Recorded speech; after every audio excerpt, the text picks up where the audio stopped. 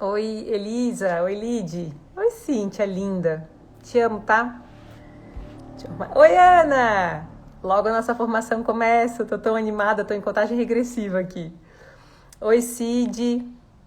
Como é que a gente tá? Oi, Kate, tudo bem? Oi, Estê. Oi, Marca. Legal, legal. Oi, Charles, tudo bom? Ai, gente, deixa eu arrumar. Minha câmera tá meio torta hoje aqui. Aí, eu fico acenando aqui e vai ficando mais tortinho. Tudo bem, people? Como é que nós estamos chegando no sexto do feriado, né? Aqui em Floripa o trânsito já tá cheio. Um monte de gente vindo, né? Oi, Geiso. Geiso e Dani, deve ser. Geiso e Dani. Oi, Gabi. Legal ver a gente aqui. Como é que foi a nossa semana?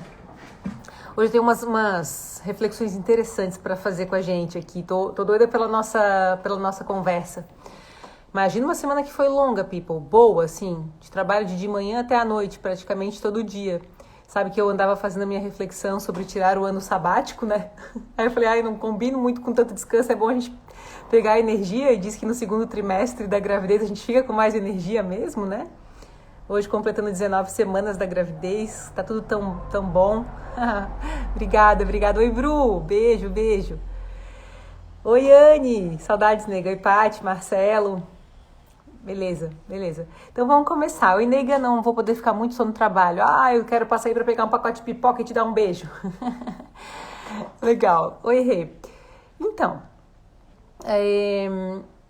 essa semana, lembra que eu compartilhei, acho que foi no fim de semana, que o João Ricardo, meu filho, que tem 2 anos e 1 mês, riscou essa cadeira aqui toda, que é branca, na verdade, coloquei aqui agora uma capa de onça ali. E ele pegou a caneta azul e rabiscou e fez uma super arte na cadeira, né? E aí eu falei, a gente riu, a gente chora, mas a gente riu muito, assim, porque eu chamei o Pretinho, né? Eu falei, João Ricardo, e aí, filho, como é que foi? Quem fez isso aqui e tal? E aí o Ricardo, derretidos, né? Porque acho que tudo que filho faz a gente acha lindo e maravilhoso de qualquer maneira. E sempre me impressiona isso, assim, de como é que pode que a gente nunca fica bravo com o filho. Não importa o que faça, a gente encontra um jeito de rir, a gente encontra um jeito de achar engraçado, sei lá. E naquele dia foi isso que a gente fez, aí a gente postou, um monte de gente começou a mandar o que eu tinha que passar para tirar e acabou saindo bastante, assim. Meio que se a gente não lembra de olhar que tá a marca ali, esquece que a marca ficou na cadeira, né? E aí durante a semana eu recebi uma pergunta, e aí eu falei, eu penso que a gente pode fazer essa conversa na live. Ela falou sobre a questão da maternidade e tal, e eu pensei, não é bem sobre a maternidade que a gente precisa falar, mas o lance de ser mãe me ensinou algumas coisas importantes para a vida, assim. E havia em mim e no Ricardo algumas determinações que eu gostaria de compartilhar com a gente hoje. Eu lembro que em 2013 eu fiz um curso de psicodinâmica, a gente ficou praticamente 21 meses em curso. E esse curso de psicodinâmica apresentava pra gente os diversos paradigmas da psicologia e a psicanálise. E eu me encantei com aquilo. Eu sou administradora por formação, meu mestrado foi em administração. Naquela fase eu pesquisei comportamento e já gostava dessa coisa do autoconhecimento. E esse curso de psicodinâmica me fez assim, sentir uma grande paixão por tudo que a gente faz, ou pensa, ou sente, para não perceber ou para evitar momentos de desprazer, né? E lá pelas tantas, o nosso mestre apresentou para a gente um conceito, um conteúdo da psicanálise, falando sobre os mecanismos de defesa. E quem tinha falado sobre isso muito fortemente tinha sido Freud, que foi quem então registrou, postulou, escreveu esses primeiros grandes mecanismos. E aí eu achei aquilo tudo muito intrigante, muito novo para mim, né? E quando a gente fala, e quando então esse mestre me falou sobre as defesas, ele disse assim, olha, quando a gente vai enfrentar um desequilíbrio, ou a gente vai acessar um segredo, quase que obrigados a fazermos uma confissão sobre alguma coisa, a nossa primeira tendência vai ser procurar a gente vai querer se defender daquilo para a gente evitar o desprazer, porque é como se fosse uma coisa que a gente quer muito, é querer estar certo, né? Então, toda vez que a gente rompe com as nossas certezas, isso causa uma tristeza, isso causa um esvaziamento e a gente não quer, a gente evita isso. E essa evitação desse momento de desprazer se utiliza de diversos mecanismos de defesa. E eu lembro, assim, que eu me encantei e sou uma grande estudiosa dos mecanismos de defesa até hoje, e a gente nunca pega no pulo aquilo que a gente está usando para se defender, né? A gente consegue olhar para o passado e ver que está usando isso. Falar, naquela época eu estava me defendendo usando esse mecanismo. Então a gente estudou, né? Fez estudos de caso para descobrir quais eram os mecanismos de defesa utilizados pelas pessoas e por nós dentro dos nossos próprios estudos e projetados esses estudos em outras pessoas também, né? E o mecanismo de defesa é muito, muito, muito comum. Vários são. Mas eu queria falar desse especificamente porque ele tem relação com essa pergunta que me foi feita sobre a maternidade. E essa pessoa que trouxe a pergunta falou assim, eu não sinto que eu tenho sido uma boa mãe, eu queria ser uma boa mãe e tal. E a gente se sente assim todos, em algum papel de vida a gente pensa, eu queria ser de um jeito e estou sendo de outro, né? Um mecanismo de defesa que existe também, que não é esse que eu vou comentar, chama-se idealização. E muitas das vezes a gente, idealizando muito, a gente deixa de viver as coisas dentro da sua realidade. E essa comparação entre o ideal e o verdadeiro causa sofrimento, né? Porque a gente deixa de estudar aquilo que é imperfeito na gente em função de imaginar que nós somos melhores do que nós realmente somos. E quem convive aqui comigo sabe que eu sou muito fã da angústia, do elo fraco da corrente. E até eu estava aqui pensando antes de conversar com a gente, eu fiz em 2017 para 2018, eu fiz um especial do Mentores Online e perguntaram quem é a Vanessa ou o que te caracteriza, uma coisa assim. E eu respondi que eu sou uma pessoa angustiada e que talvez isso seja algo que aparece bastante com quem convive comigo. Hoje eu sinto que estou um pouco mais moderada nas minhas angústias, mas eu sempre fui bem angustiada. E essa angústia sempre foi resultado do meu imenso desejo de não ser resultado dos meus limites, né? De ser resultado do meu esforço em querer crescer e melhorar, independente do que eu tenha que enfrentar. E idealizar é uma coisa que a gente faz com frequência, assim, e que muitas vezes é a razão que nos afasta de construir verdadeiramente as coisas. Então, quando a gente olha para os nossos problemas, quando a gente enfrenta os nossos problemas, a gente de fato vive uma angústia que não é permanente, né? Mas momentânea e que vai garantir que a gente possa ter mais liberdade para viver a próxima angústia, o próximo nível de evolução, né? E naquelas apresentações do mestre sobre os mecanismos de defesa, ele falou do deslocamento. E o exemplo que ele usou foi assim: imagina um profissional que trabalha em uma empresa e é uma empresa em que o chefe é muito, muito, muito grosso com ele durante o dia inteiro, agride ele, fala mal, expõe as fraquezas, né? Essa pessoa, para não sentir aquele desgaste, para não viver aquele confronto com esse chefe, seja por medo de perder o trabalho, seja porque ele se identifica com aquela sensação de humilhação por alguma razão e baixa autoestima, ele chega em casa e agride a mulher. Ele chega em casa e agride o filho, né?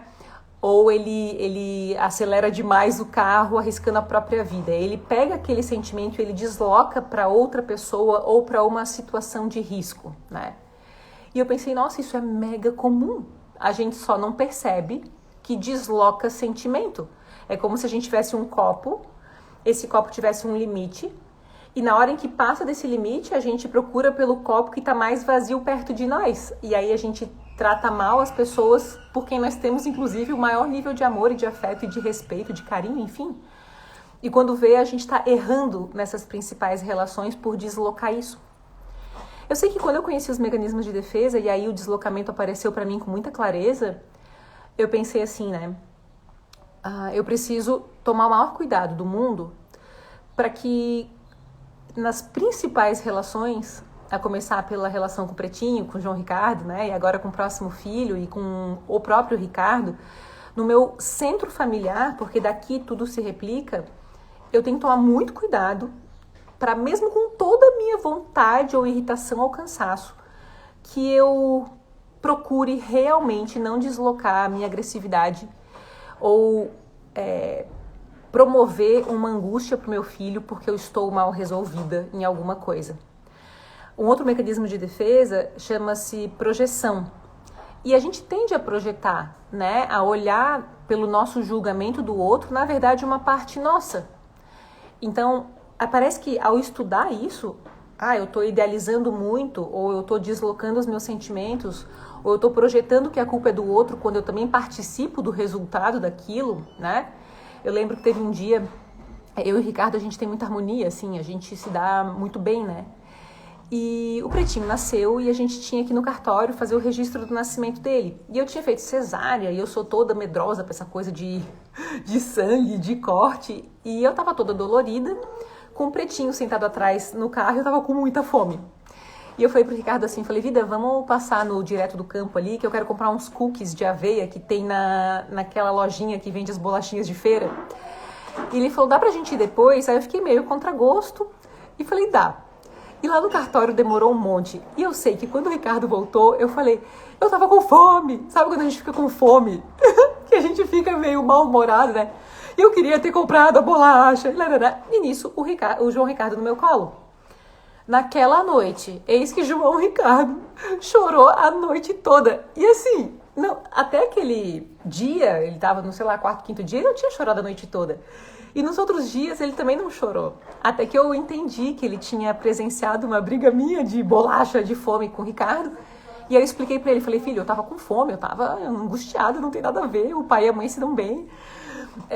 Cansaço e fome reunidas, e às vezes a gente faz isso, mas é um erro da mamãe e tal. Eu fiquei. E aí eu senti que era importante então que eu ainda redobrasse mais aquele cuidado para que ele não presenciasse coisas que eu não tava afim que ele vivesse, né? E então assim, quando eu olho a nossa vida e as escolhas que a gente tem feito, eu sinto que é impossível viver sem as nossas defesas, né? O que eu sinto é que no caminho, na direção da nossa prosperidade, da nossa saúde, sempre haverá enfrentamentos importantes. Sabe que antes da gente chegar aqui para conversar, eu falei, nossa, eu tenho que escutar o áudio da Bruna. E a Bruna é uma amiga querida, um braço direito da empresa na formação. E eu falei, meu Deus, ela mandou mensagem ontem, eu não escutei. Vou aproveitar que eu tenho uns minutos aqui, antes da gente começar, e vou escutar a mensagem dela. E era uma mensagem de um padre de Tubarão aqui em Santa Catarina, falando sobre a pesca milagrosa. E eu não sei se a gente já escutou falar da pesca milagrosa, e em que Pedro tentou pescar uma noite inteira, não deu resultado nenhum, e quando Jesus chegou, Jesus falou assim, vai mais para fundo e joga de novo a rede. E aí o Pedro disse, mas Jesus, é o seguinte, eu passei a noite pescando, mas em teu nome eu vou lá, né? E aí botou o barco mais pro fundo, jogou a rede e pescou tanto peixe que as redes estavam se rompendo, chamaram um segundo barco e os dois ficaram tão lotados de peixe que quase afundaram os barcos, né? E aí o Pedro fala para Jesus, olha, me afasta de ti porque eu sou um homem sem fé, né? E Jesus fala, não, agora você vai ser um pescador de homens e tal. E eu gosto muito dessa história da pesca milagrosa, e era o áudio que a Bruna me mandou, porque a gente tem uma história com a história da pesca milagrosa num 27 dias. E aí a gente fala, vamos pescar os nossos peixinhos e tal. É uma coisa meiga entre nós, né? E aí foi um sinal, ela falou, vou te mandar, e botou sobre os peixinhos, né? E pra mim, quando eu escutei essa história hoje de novo, por mais que eu já tivesse conhecido ela, me veio um outro insight importante. Que muitas vezes, na direção da gente fazer os nossos enfrentamentos, a gente vai ter que ir mais fundo, mantendo a nossa fé de que ao jogar novamente as nossas redes, a gente vai pescar alguma coisa que de fato a gente precisa. E muitas vezes esse mergulho mais profundo nos distancia da terra firme. Então a gente tende, na minha cabeça, a sentir mais medo e a fazer enfrentamentos diferentes. E a maternidade é um mergulho muito profundo. E por isso, na minha visão, é muito importante, além da gente manter em família uma estrutura de fé e uma linguagem comum ao pai e à mãe, a essas duas pessoas que decidiram por gerar um filho, né?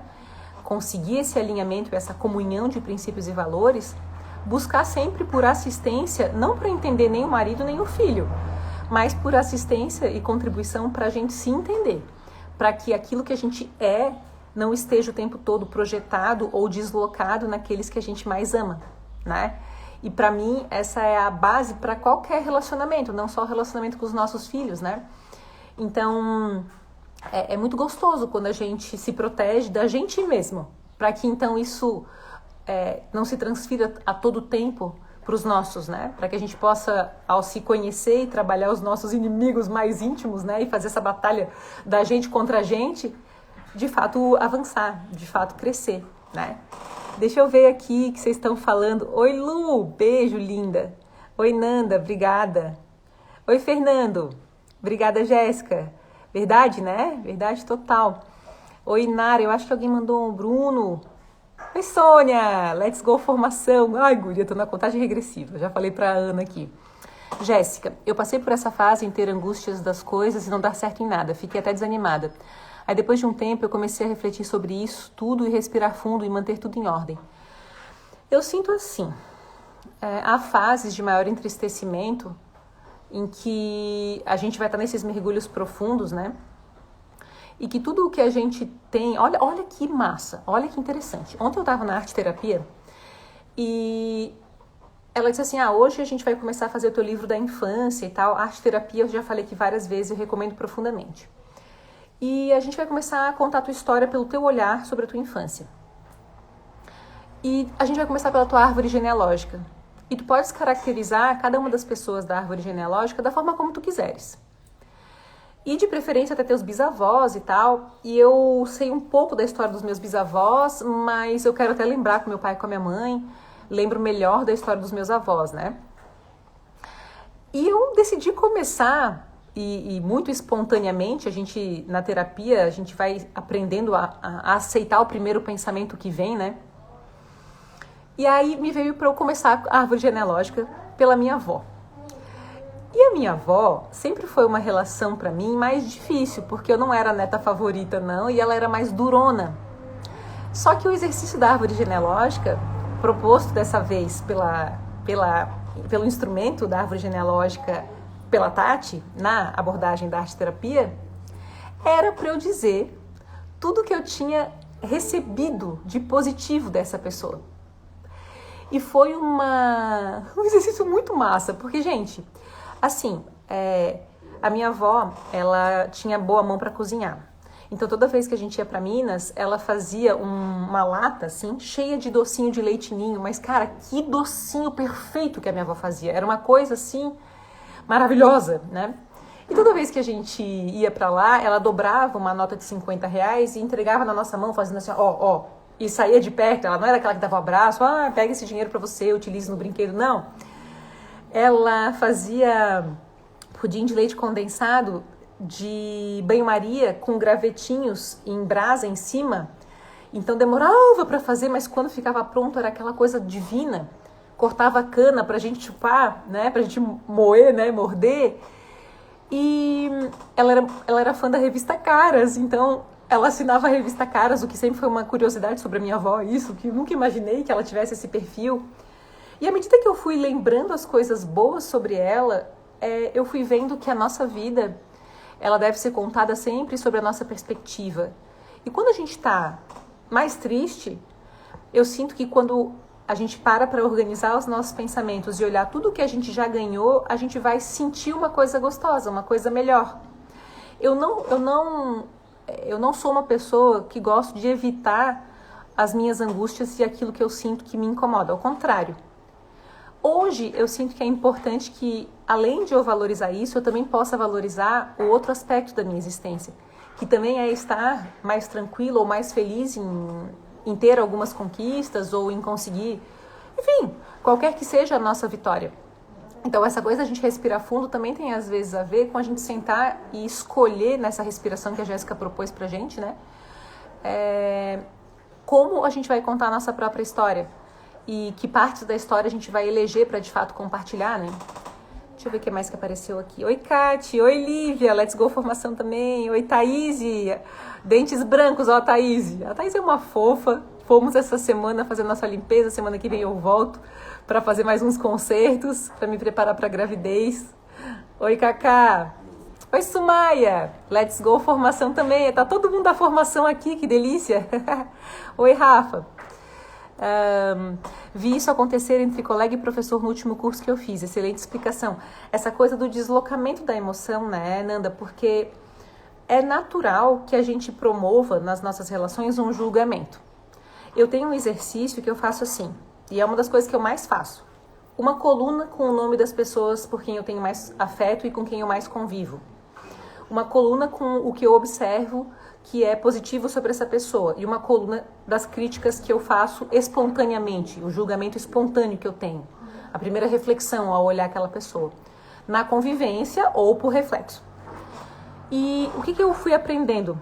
Que aquelas qualidades que a gente observa, elas são qualidades que nós queremos ter ou que a gente já tem, eventualmente, em menor grau, né? E que as críticas que a gente faz, elas também nos servem de espelho que refletem coisas que a gente precisa criar. Muitas vezes a gente pode pensar assim, mas eu não sou ingrata como aquela pessoa é, mas eu não sou arrogante como aquela pessoa é, ou gananciosa. E também serve pra gente de observação que, mesmo que haja imperfeição no outro de fato, mas ainda quando aquilo nos incomoda, reflete uma parte nossa que ainda precisa crescer em termos de aceitação, acolhimento, não julgamento, afastamento, filtro, limites, né? Então, sempre as relações onde há afeto, haverá promoção de crescimento, é inevitável, né? Então, a gente precisa se aproveitar disso. E como a pergunta que lá foi feita era sobre a questão da maternidade, eu falei, gente, um filho é o maior amor que existe no planeta, é aquilo que mais nos torna vulneráveis, porque a gente está a todo tempo querendo a felicidade deles. Essa semana no curso, o filho de uma participante bem ativa nossa tá dodói, né? E aí eu perguntei, e aí, como é que ele tá no dia seguinte? E ela falou assim, ele tá à base de dipirona, mas quando termina o efeito de dipirona ele tem febre de novo, aí tem que dar de novo o remédio, né? E aí eu pensei, cara, as mães nem de pirona resolve, sabe? É tanto afeto, mexe tanto com a gente de todas as formas, aquele ser tem tanto poder sobre nós, que para manter a nossa lucidez, a gente tem que escolher muito trabalhar com princípios, estar alinhado com o nosso par e a nossa família sobre como educar aquele ser, mas antes colocar como prioridade a gente se tratar o tempo todo, né? E idealizar o mínimo possível para que também a criança e a gente não evite exemplificar como a vida é, né? Então, se eu tô triste, eu tô triste. Se eu tô feliz, eu tô feliz. E não dialogar sobre como a gente se sente é que é pior. Ou tentar esconder, de fato, quem a gente é para os nossos filhos ou para aqueles que a gente ama, para protegê-los, né? Eu nunca senti isso na minha casa. Nem meu pai nem minha mãe me protegeram de algumas coisas que, por fim, acabaram por me amadurecer. E também sinto que, ao compartilhar, dialogando algumas coisas, a gente confia na condição de todos que fazem parte do mesmo contexto em resolver aquele problema. Não estou falando que a gente deve falar tudo ou levar todos os problemas para os nossos filhos, né, people? Não é isso que eu estou dizendo, né? É que... Oi, Júlia. Beijo, nega. Oi, Poli. Entende? É uma coisa assim... mas que ao extrapolar ou ao extravasar, como foi o dia da bolacha que eu tava com fome lá, comunicar, falar, olha, me passei, conversei com o pai, já tá tudo bem entre nós, né? Se escapar, voltar naquele momento e entregar uma melhor explicação para os nossos filhos, sem evitar as coisas que estão acontecendo. Deixa eu ver. Obrigada, Lu. Verdade, é um esforço que temos que fazer em favor da harmonia com os nossos, sempre. E procurar por essa reciprocidade, né? Porque hoje o que eu sinto aqui em casa é que nós temos um time muito legal que contribui para essa harmonia acontecer. A gente conta um com o outro e eu percebo que o Ricardo, ele tem autorresponsabilidade. É interessante que não é muito comum nas nossas conversas que um culpe o outro pelas coisas. Há momentos, só porque eu falo assim, isso é coisa, né? Poxa, isso aí foi teu erro e tal. um desabafo talvez possa acontecer, mas ele deve durar muito pouco, né? A gente tem que ter humildade ali para fazer a inversão e buscar por um grande esforço de paz, porque tem uma ferramenta do Jack Canfield que ele fala assim, que independente do que esteja acontecendo, eu tenho que lembrar do que eu realmente quero e agir na direção do que eu realmente quero. O que eu realmente quero? Eu quero ter um casamento em paz, eu quero ter um time unido, eu quero me dar bem com os meus filhos. O que eu vou ter que fazer? Quais ações eu vou ter que implementar? Né? O que eu vou precisar construir dentro de mim, edificar dentro de mim, para que eu possa manter aquele sonho, aquele resultado. Então, vamos supor que eu esteja então brigando com o Ricardo, e eu digo, peraí, o que eu quero mesmo? Eu quero harmonia, eu quero amar esse homem, eu quero ser amada por ele, eu quero que a gente continue se admirando, então só um minutinho. Não vamos continuar discutindo, deixa eu esfriar a cabeça e vamos conversar de novo. Aí eu sinto que existe uma maior chance desse resultado se... ficar ali, aquele resultado ser algo de fato verdadeiro e real pra gente. Oi, Dani, como é que tá aí em Blumenau? Te amo, te amo. Faço esse exercício da árvore genealógica pela pedagogia quântica com a minha filha de 4 anos em uma abordagem da constelação familiar. Que top! Que massa! Um grupo de pedagogos para alfabetização leve. Que lindo! Essa coisa da árvore genealógica, contada pelo nosso olhar, procurando falar o que a gente ganhou de cada lado, por mais evidente que pareça, foi muito gostoso, porque eu comecei a desenhar as coisas que a minha avó me trouxe. Foi legal, sabe? É como eu sempre achei ela mais durona, como não foi aquela avó, sabe? Que a gente vê no filme, né? Ela foi uma outra avó de filme, uma outra história contada, né? E foi gostoso fazer esse exercício. Foi muito bom pra mim. Oi, Lise. Oi, Julie. Hashtag 27 dias presente aqui também sempre, né? Muito bem, muito bom. Oi, Ariane. Beijo, beijo. Obrigada pelo teu carinho.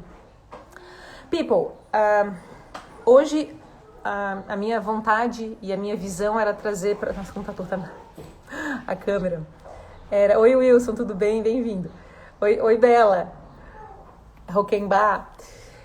Hoje eu queria conversar sobre isso, assim, que é importante que a gente perceba que muitas vezes a gente está, ao não procurar ajuda para se entender, deslocando as nossas angústias para as pessoas que convivem com a gente, ou idealizando que nós somos melhores do que somos realmente, evitando de observar com todo silêncio, com toda discrição e humildade, aquilo que ainda vai precisar de um esforço maior nosso para que não reincidam os problemas, para que a gente possa saltar para um próximo nível de evolução. Então, assim, deixa eu ver. Oi, sou Mai, de Rio Verde. Que legal, cara! Adoro você, fiz 27 dias em 2016 e quero fazer novamente. Ah, Maiara, que legal. Ó, quem já fez o 27 dias, 2016 e 2017, tem o desconto do valor total que foi pago naquela fase para fazer o novo 27 dias. Então, se tu quiseres fazer, a gente tem uma turma começando dia 13 de setembro agora.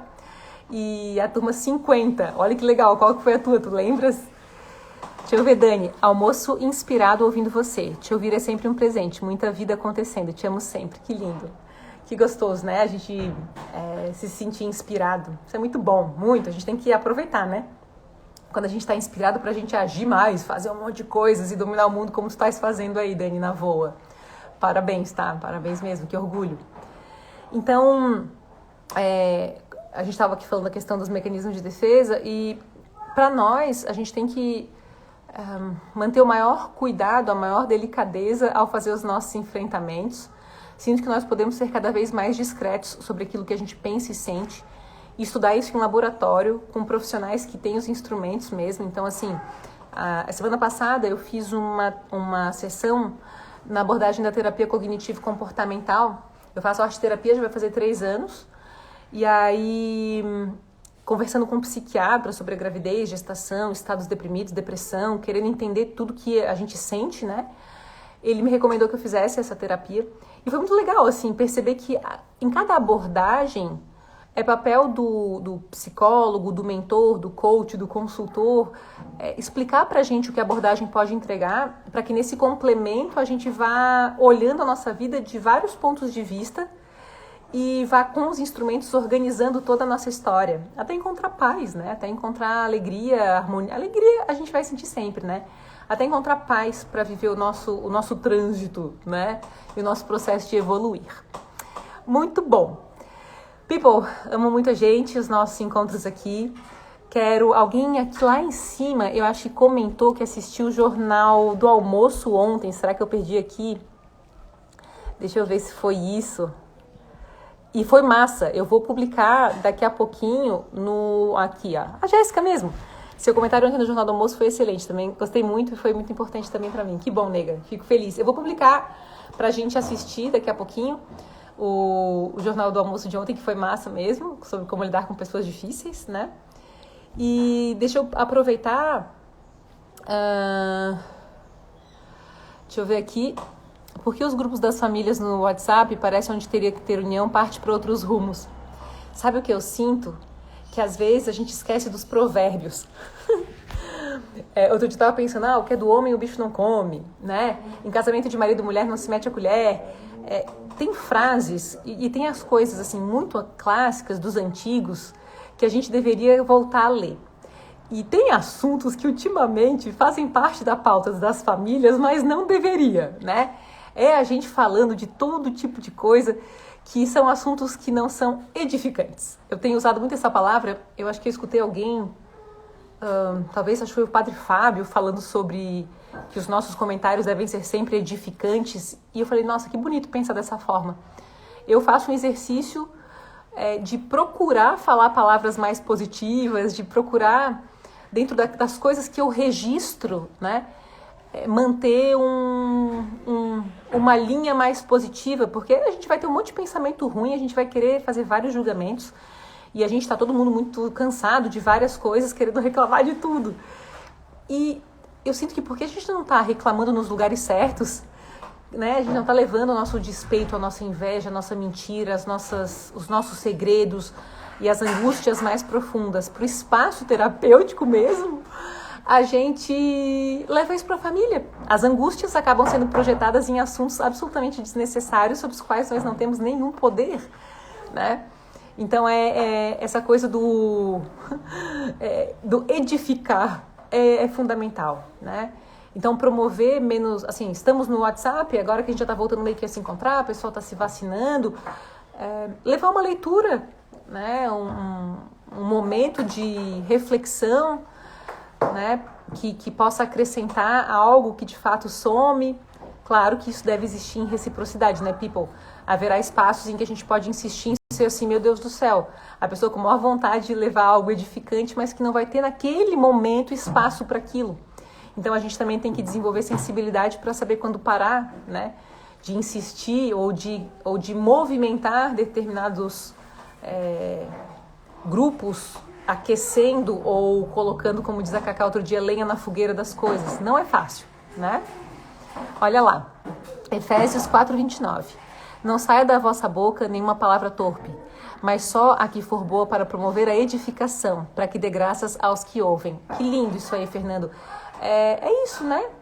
É bem, eu sinto isso assim, bem palavra de Deus, né? Que você fala, cara, tá lá, né? E mesmo que a gente esteja com o nosso barco vazio de peixe, que a gente vá mais fundo na gente, né? Quando eu falo, meu Deus, a pesca milagrosa, na realidade está dizendo, você vai encontrar aquilo que é o teu milagre quando o mergulho for mais fundo e a persistência se mantiver.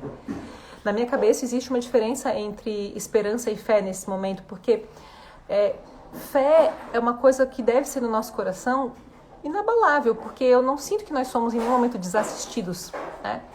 E a fé é importante manter mesmo nos momentos sem esperança, porque haverá momentos sem esperança, mas que a fé vai fazer a gente lançar um pouco mais profundamente a nossa rede para pegar os peixes que a gente merece ao ter fé, né? Então que muitas vezes os nossos atos sejam atos de fé, nem sempre de esperança. Para mim, isso está separado hoje na minha vida, porque há momentos em que eu falo, meu Deus, será que isso vai... Mas eu vou continuar estudando, eu vou continuar aprendendo, eu vou continuar dando o próximo passo, mesmo que seja na escuridão, ou no mergulho mais profundo, na caverna mais distante daquele mar, em que eu não consigo enxergar onde está a superfície e saber onde eu vou colocar meu nariz para fora para respirar. E o que nos sustenta é essa fé. E parte disso está na escolha de ser uma pessoa que edifica, basicamente, e em todas as nossas relações. E para isso nós não precisamos ter uma abordagem religiosa, que muitas vezes a gente não quer fazer essa citação, porque de repente não tem toda a intimidade com Deus, mas a gente pode ser feliz, né? A gente pode promover a harmonia, e se nós somos promotores de luz, é importante que a gente também vá a espaços onde a nossa sombra se manifesta. Isso é um fundamento, né? Obrigada, Gica. Beijo, beijo. Oi, Jennifer. Obrigada, Cid. Obrigadão, Nanda. Pessoal aqui, gente fina, meu Deus. Ô sorte na vida que eu tenho de sempre conviver com a gente, uma vibração legal. A gente tem um clube aqui, né? De pessoas muito, muito, muito especiais. Pipa, eu quero desejar um bom feriado pra gente. Agradecer pelas reflexões. Quando a gente compartilha, é tão legal, né? E obrigada, Isabel. Obrigada, tá? Oi, Cel. Beijo também. Valeu, Wilson. Valeu, Sumaia. Tem muita gente aqui da formação nova, do 27 dias. Oi, Ivana. Beijão. Fiquem aí bem e aproveitar bastante aí o nosso feriado para quem puder descansar e para quem for trabalhar, edificar, iluminar, né? Um beijo muito carinhoso, people. Obrigada mesmo por tudo. Beijo.